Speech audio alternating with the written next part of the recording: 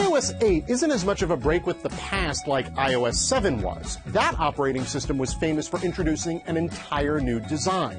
The changes in iOS 8 are more functional, less aesthetic. Here are 5 of the most important ones.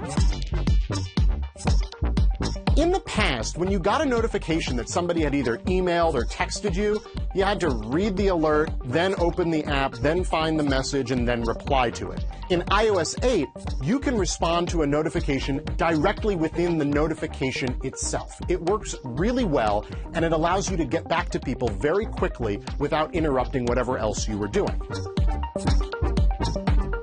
Like other OSs such as Android and even BlackBerry, Apple's OS now has a keyboard that predicts words as you type them. Apple says the system can learn your writing style and make suggestions based on it. As of now, it's good in theory, but I wish the suggestions would come up a little faster. Also, when you have a bar of suggested words above the keyboard, you limit the amount of visible screen that you can type on. If you don't like it, you can always turn it off. You can now record your voice and send it to someone as a text. This may seem silly because you might ask yourself, but isn't that what the phone was for? Actually, it makes a lot of sense. I'll be there in 5 minutes.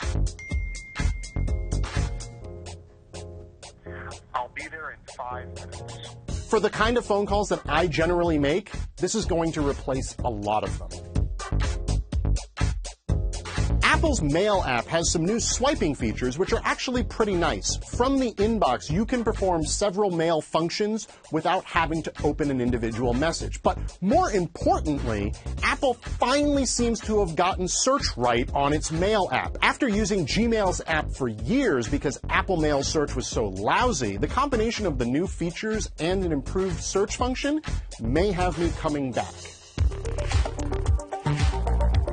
If your device is plugged in, you can now activate Siri with your voice. Just say, "Hey Siri."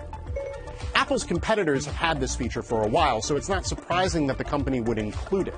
One place that this feature is very useful, the car. If some of these features sound familiar, it's because they are. We've seen them on competing devices in the past. But Apple's never shied from taking an existing technology, refining it, and then including it in its own devices.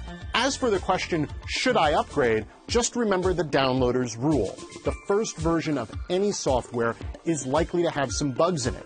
If you can hold out, Apple always pushes out an update in the coming weeks that irons out all the kinks.